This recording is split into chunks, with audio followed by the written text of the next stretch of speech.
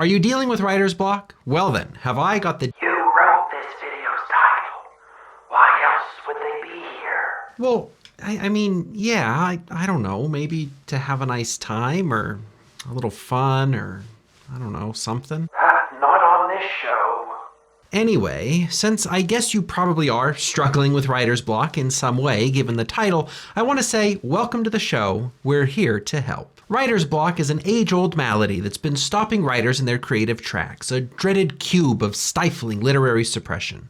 One minute you're writing your magnum opus, and the next, it's all over. The wellspring of genius has dried up, and you're left to confront the reality that you may just be another of the minor hacks, just another of the muse's unwanted cast-offs. Let me guess. It happened to a friend of yours? Well, as I was saying, writer's block often gets treated as a unique and mysterious ailment that halts the creative process dead in its tracks. And warding it off or curing it sometimes sounds more like superstition than reality. But as I've worked with writers over the years and, dealt with my own creative ups and downs for even longer, I've come to see that writer's block usually boils down to one of a few easily resolved issues. In other words, if you're experiencing writer's block, it's not because you're broken, it's just a sign that there's something in your writing process that could benefit from some adjustments. The first and most common culprit I've seen for writer's block is writing anxiety. In fact, I'd probably say that 9 out of every 10 or so cases I've diagnosed has been caused by a sort of nervous perfectionism. It's a fear that whatever you're writing isn't or won't be good enough. And frankly, you've got a lot working against you on that front. On the one hand, you've got all this mythology about writers being solitary geniuses who bring forth magic from their fingertips in one great glut of inspiration. And on the other, you've got the performance pressures that you see in other arts. Dancers and musicians have to perform at their peak every time. They have to get it right in the moment they're performing.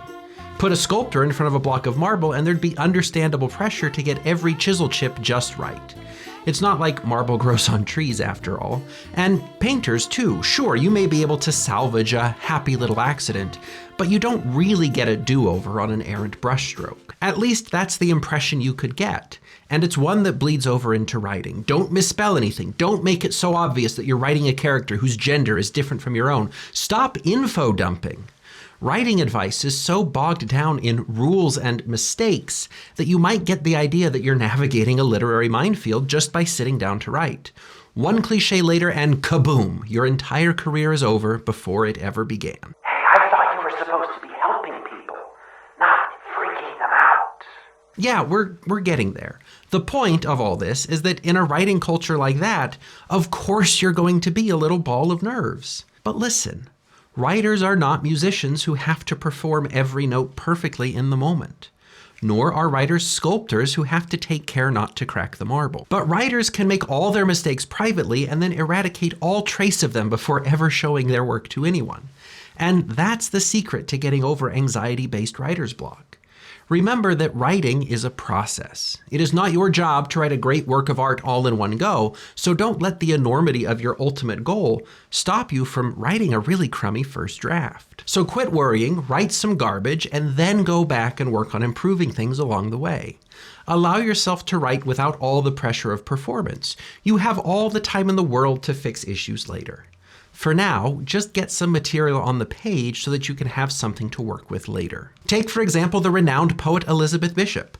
A villanelle is a notoriously difficult form of poetry to write, but her poem, One Art, is often regarded as one of the finest villanelles in the language.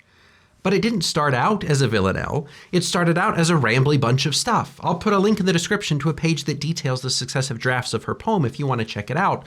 But the short version is that she refined that rambly bunch of stuff into a widely admired villanelle over the course of 16 drafts. And if that's how we got one of the great achievements of modern poetry, why would you think that you need to create something perfect all at once? You don't, and thinking that you do is probably giving you writer's block. So take a deep breath, write some meandering malarkey, and leave the rest for revision. There is, after all, no such thing as reviser's block. But writing with Andrew, I'm not anxious or worried about my project at all. I just don't have any ideas. There's just nothing there. What then? Okay, I'm going to ask you to level with me. It's time for some real talk, and I promise I'll level with you too. So tell me, How much time are you spending scrolling and listening to old TV shows in the background and watching raccoon videos and optimizing your writing playlist and catching up on the latest news or the latest discourse on your social media platform of choice? What I'm saying is you might not have writer's block. You might just be distracted, stuck in consumption mode rather than creation mode. Maybe the muse hasn't left you at all. Maybe you've just crowded it out of your life. I mean, I found that to be much truer for me than I'd like. When I was in poetry school, I had no shortage of ideas. Every time a professor gave me a prompt, I had something to say. Beyond that, ideas came to me all the time. Writer's block? Pfft, more like didn't even exist block. Wow, truly such a comedic genius.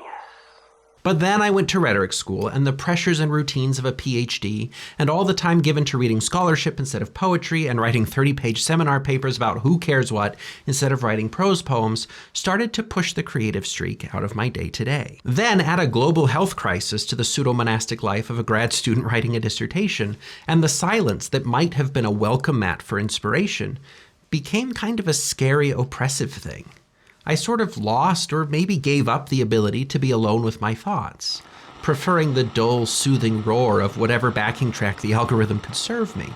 Anything to occupy my brain with, besides worrying about a 6-foot radius at the grocery store, the next dissertation chapter, the 13th shouting match my upstairs neighbors were having that week, or a desperately underwhelming job market as graduation loomed.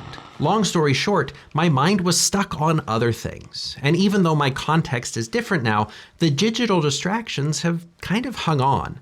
And I've realized that I don't afford myself as much silence as I used to.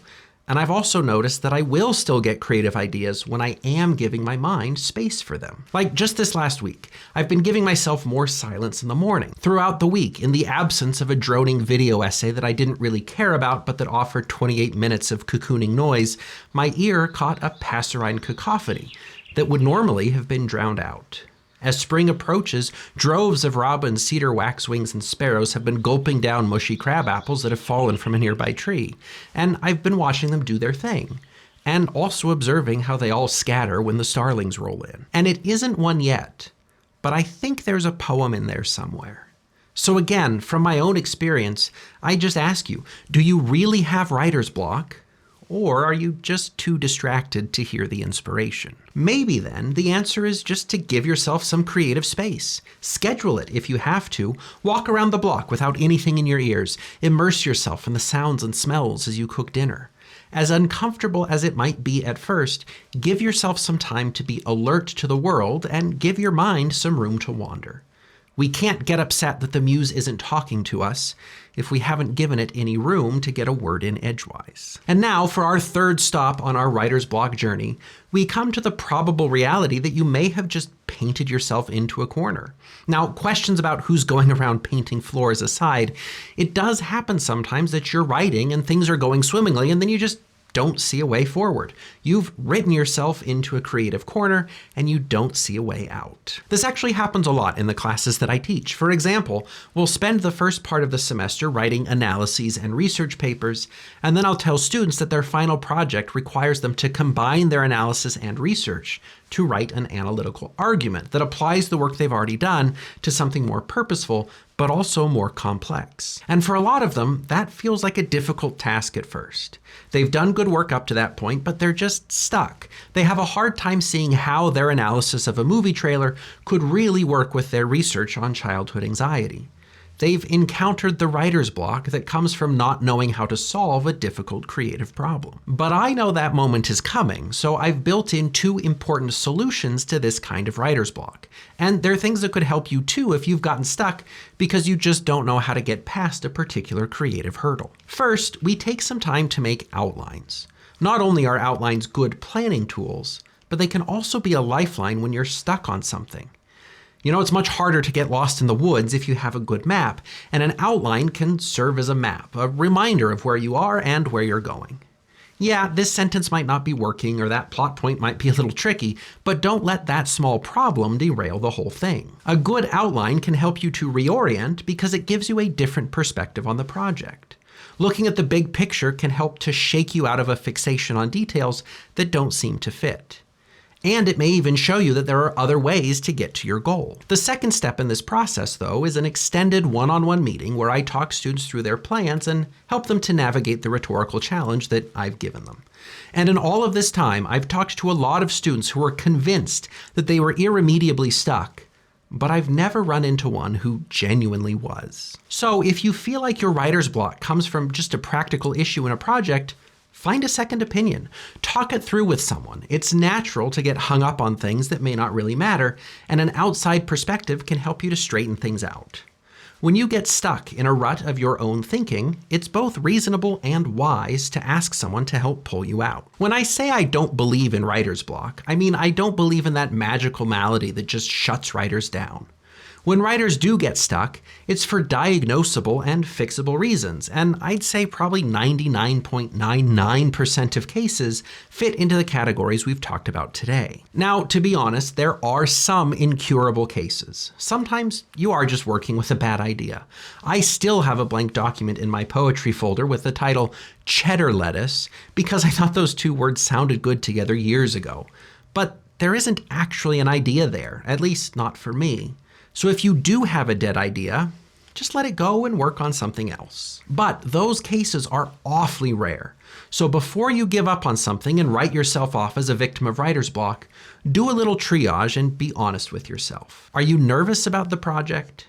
Do you feel some kind of perfectionistic anxiety about not measuring up? If so, remind yourself that right now, you're only writing a draft. And a bad draft is the best kind of draft because it's giving you something to revise later. Or are you actually just distracted?